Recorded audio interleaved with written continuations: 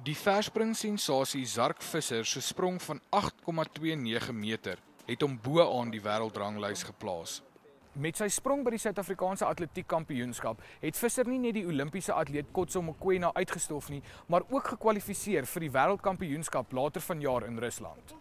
Visser is nou op pad Japan toe en hy glo hy gaan selfs beter vaar in die buiteland en in die Diamant Liga Kampioenskap. Die Diamond Leagues en so voort, ek is maar baie chill daaroor. Dink my main aim is net World Champs. So like Japan nou, ek het daar 2 weke gehad. So Japan is bietjie bangerig, maar ek dink ek wil net die een eers doen en like na die prepare vir die volgende 3. Hy het ook 'n spesifieke doelwit vir die wêreldkampioenskap. Ook kan ek sê ek staan 'n kans om te wen. So maar ek wil net myself geniet. Ek dink dit is my eerste een en as ek dit geniet en goed spring soos ek daagliks spring, gaan dit goed gaan. Sy afrigter, Emery Fouché, sê die besering wat Visser verlede jaar opgedoen het, pla hom gelukkig nie meer nie. En hy oefen bitterhard om sy drome te bewaarheid. Gerard Pretorius, E-nuus, Johannesburg.